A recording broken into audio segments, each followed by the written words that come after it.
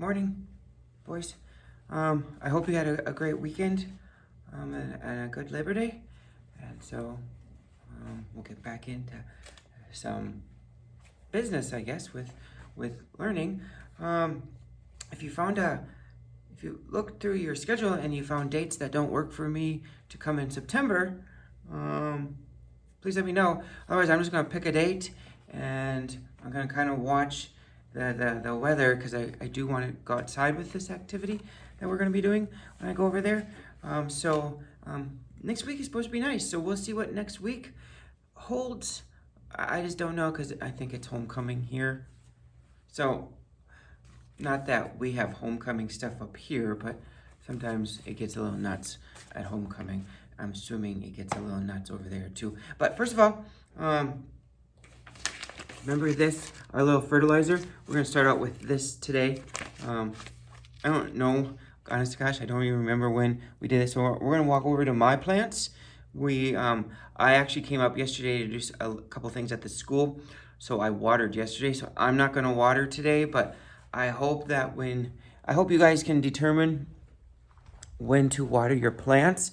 We're walking over to the grow light stand here. Let's see if I can set this up. So mine are right there. I remember I used barley instead of wheat like you guys did. And see if I can get you here. So this plant over here is the correct amount of fertilizer that I'm using. This plant here is getting a little wacky. It is getting too much fertilizer, and then this plant here is just getting water. So granted, I don't have this is a grow light system. I don't have it on because we're still getting plenty of sunshine through the windows, because I get sunshine through this side of the windows, and then when it comes around to the west, it gets this side of the window. So what I'm going to do today is we're going to measure again, and I'm going to add in to my description here. I'm going to set you guys down here. I'm going to try to, maybe I can't. Maybe I'll put you over here. So you guys are going to be doing the same thing. Remember, I'm measuring once a week, but I might be watering more than once a week, depending on if the soil really needs to be watered. I'm leaving that up to you guys to determine that.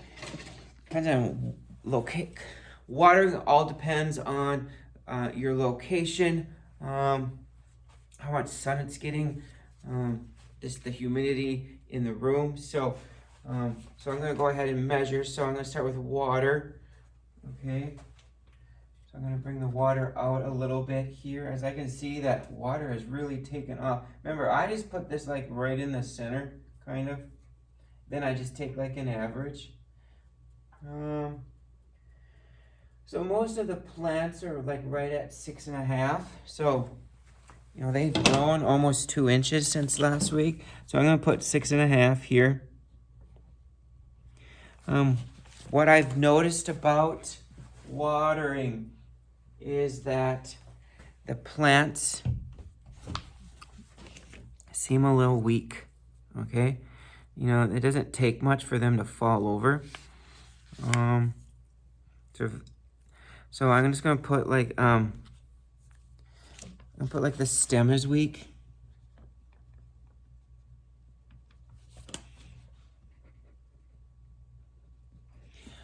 It is, you know, they have grown probably the most. Like there's no more, like last week, accidentally, for some reason, you know, the new sprouts aren't growing anymore.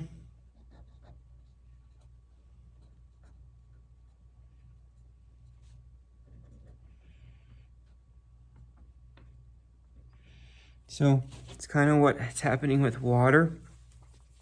Notice how tall it's getting, really tall and lanky instead of filling out. So that's just my water. My next one is the correct amount of fertilizer. I'm gonna be honest. Even when playing with it, it feels it. Of course, I should probably measure first. So when I measure this, so I'm measuring again. Maybe not go right down the middle. Okay. These are averaging out to be about 6 inches. So 6 inches. Okay, I know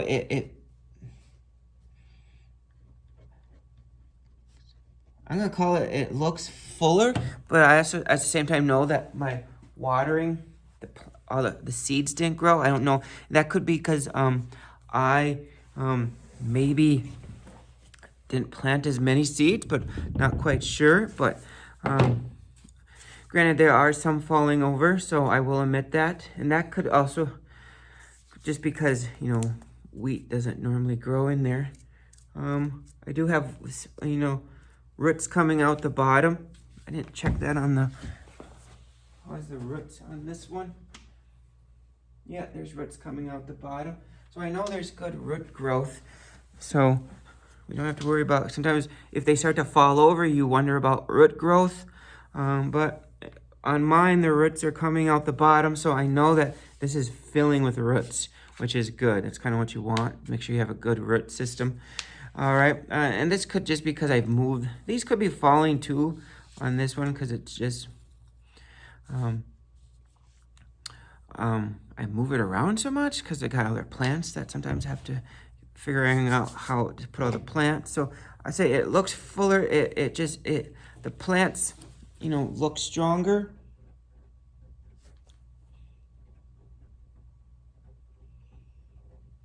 Okay. Pretty much, you know, granted there are some that are falling over, but you know, I'm just gonna say that if you're out in a field, this will happen also. So to me, this is normal growth. All right, so let's go ahead. Now I'm gonna grab the too much. Okay, so here's too much fertilizer. Now remember, I'm doing excess amount of fertilizer for this. It's very, you know, I'm gonna say it. This one's gonna be a hard one to measure. I mean, if I go up like this, I mean, literally I'm going like this to measure it. Most of these are at 6 inches also. Okay, you know, there's probably just about as many seeds in this as I have in the correct amount of fertilizer. And it's just, it looks, I'm gonna call it looks like a wild hairdo. Plenty of root growth coming in down below. So I know that this is starting to have, this has a lot of root growth in it. So it's not like it's weak. I'm just gonna say that, okay, it's, okay. I'm just gonna call it weak stands or stems, however you want to use that word, stems. It's full. Granted, remember, it's your definition, and if you define your definition, that's fine. What I mean by full, this looks full, kind of like the correct amount. It's full. It just appears to be weak. And if I'm gonna compare colors, as of right now, if I'm looking, color is still good on all of them. So that's not going to be too much of a worry there. So again, so you're filling this out. Remember, these are what you think it should be.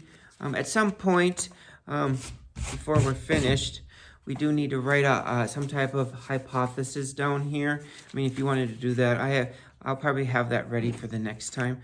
I don't know why we didn't do that right away, but I think we kind of know the hypothesis, but this would be an introduction to we do more experiments. Okay, now for the lesson for the day. Also, do you guys have, you're gonna have to help me out here a little bit, like Chromebooks, is that correct? Or do you have MacBooks? The reason why is sometimes for purposes, I don't know if you guys look to see, or you could just do it on your phones, but you have to probably have but I think you can do it on your computers. See if you can get access to, it's called Flipgrid. I don't know if you've used it. So, let's see if it's on my laptop here. I don't know if I have it on my laptop. I mean, on my iPad. I mainly use Flipgrid on my phone. I'm not seeing Flipgrid. Let me look again. I know you can do it. Sometimes I do mine on my computer. So if you just wanted to do it, but then I think it's flipgrid.com. Here, let me look it up. Let me look it up here. If you put it on your, let's just go to the internet here. Okay, right now you can tell internet, right there. So if I go Flipgrid, and I don't know if you guys have used Flipgrid before, like Flipgrid right here. I mainly use it on my account. If you use it, if you have a thing that you can do it, you look for something that has, this is the website. I don't have it on my thing. This is the website. You can just sign up. It's a free thing. Sign up. The reason why I like Flipgrid is because I created a private group for our class. So that means when I, sometimes I just want to see a video. This way you can send me the video through Flipgrid, and then we all have access to the video. Just because sending a video through phones were limited, to how many minutes can be sent because of the file. So we'll work on getting Flipgrid set up either on your computer. The only thing with the computer is you just have to move your your laptop. With your phone, it's just right there. But we can work on that. I'd like to see what your plants are starting to look like. I mean, also, you could just send me a photo, line your plants up, take a photo, make sure I know which one is water, correct, and too much. You can also do it that way. It doesn't bother me one bit, however way you want to do it. All right, so let's get into what we really need to be talking about today. So we're going to get into soil. I think that's part of, I want to cover soil.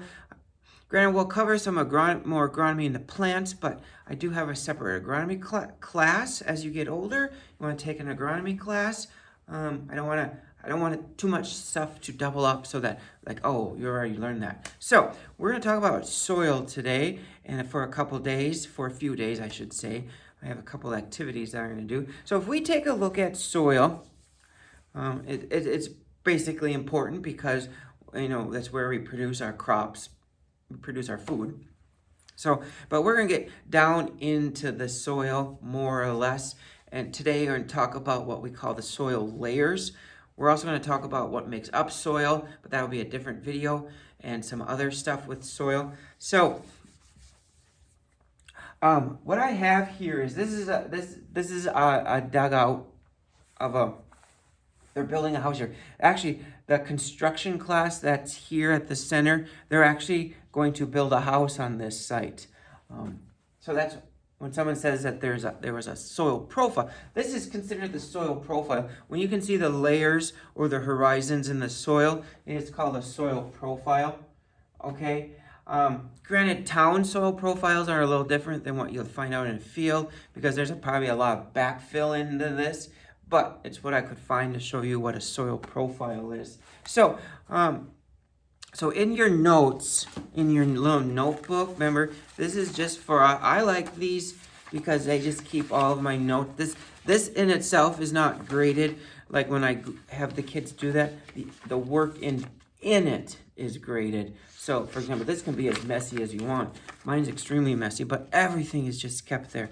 So, what you need to do is find a blank page, and we're going to do something with soil. I color-coded mine. If you want to color-code yours, go right ahead. But otherwise not. So, I'm going to pull you guys in a little bit so you guys can see this. So, this is not a typical soil profile because this is in town. Soil profile, you can see the different horizons, and we're going to talk about the different horizons here in a little bit.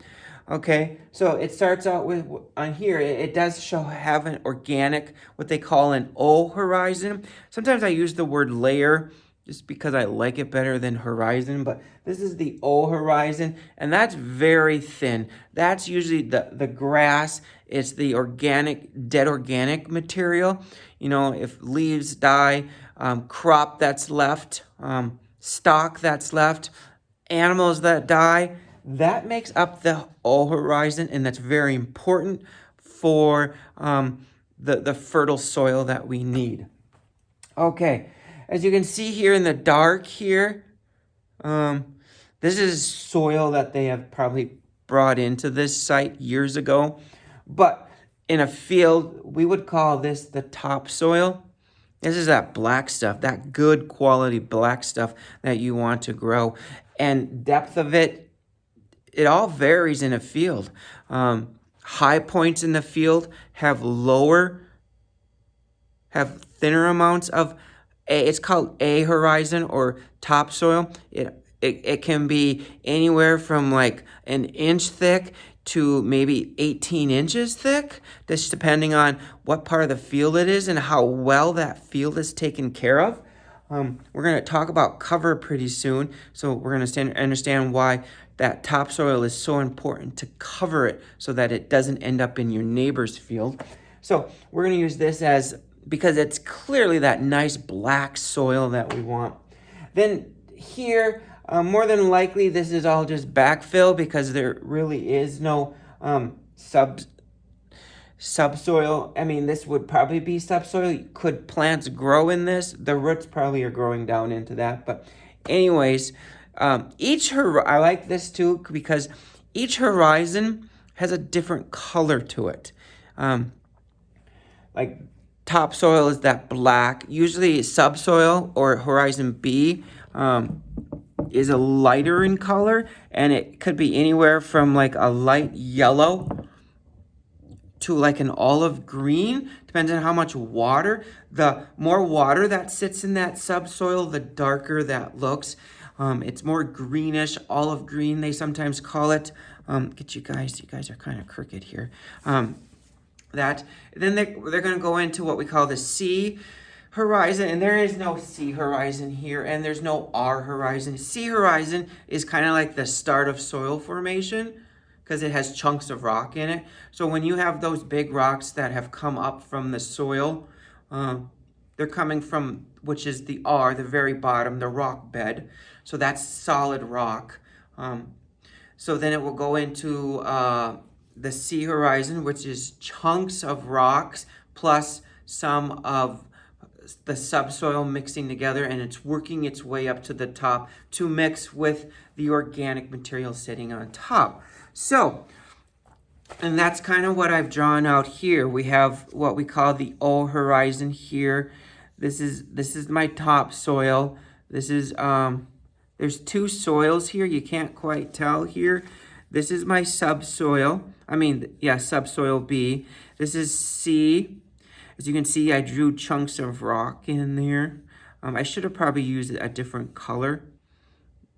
This should have been probably a little bit a different yellow, but oh well, it doesn't really matter. And then this is my rock bed down here, so my R or rock bed. So this is a massive thing of rock. Different types of rock, granite rock, limestone could be down here. Nothing's growing in this. Nothing is growing in this one either. Okay, so as you can see over here, my plant growth is only in the top. They don't really call this soil. So my plant growth is really, as you can see, here's my plants and my roots grow all the way down into here. So that's what this is. So A is that nice black stuff, topsoil. It's called topsoil, subsoil. Then you got your what they call C, and then rock bed right down here. And then down here I have the definition of soil. So what I would want you to do, oh, back to this. A good way of telling like topsoil, if you ever get a soil profile, able to go out to a field and get a good soil profile, is if you take like a pocket knife or like a hunting knife, you can literally cut topsoil. Like if you stab it and you just cut straight down, topsoil will cut easily. And once you hit that subsoil, this subsoil here, you can no longer cut it with a knife. It's one of the most unique things about topsoil is, I always say, it cuts like butter. You stab it in, you cut down, you do have to put a little bit of a weight into it, and then all of a sudden it hits. Then you can see how thick that topsoil is. And I've been on fields where topsoil has only been this thick to where it's been 18 inches. So it just all depends on how well that soil is taken care of. And we'll get into that a little bit later. So what I want you to do for today is you're gonna draw something out. If you just draw it in pencil, I'm okay. It's just that I like color. So, I mean, if you wanted to color it, go right ahead. You're going to draw out what they call a soil profile. This is a soil profile. This is a soil profile. This is just unrealistic because this is, remember, this is in town. There's a lot of backfill. So what I want you to do is label the O, A, B, C, and R. Now, you're going to go out there and you're going to Google it. You're going to Google soil profile and probably find images. There are other horizons in here, but in our concern for agronomy or in agriculture, these are the ones that we mainly deal with. There is an E horizon. Not going to be too worried about it. If you put it in, you put it in, but honestly, it's like in between. It's in between these two. So I'm not going to. Okay. So what I want you to do is then just in your own words define the soil horizons. Okay. The other day I came over and there are some food items in your bucket. You can't eat those yet. Those are for an activity that we're going to do. Then you can eat them. So, plus at the same time, you don't have the cups to put them in. So, I'm going to have someone bring over the cups for you so that we can do that activity. And then finally, I think either I'm going to send you a Google form with the agronomy ID either tomorrow or on Thursday.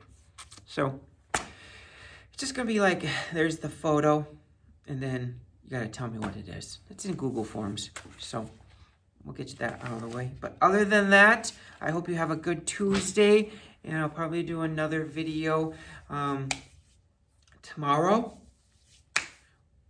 or Thursday, one of the two. You'll get another, so you'll probably get 3 videos, then one on Friday this week. So getting to be a long video. So, and I got to upload this yet to YouTube. So have a good day and look into that soil profile, draw that out, snap it to me, then send it through a text message or email.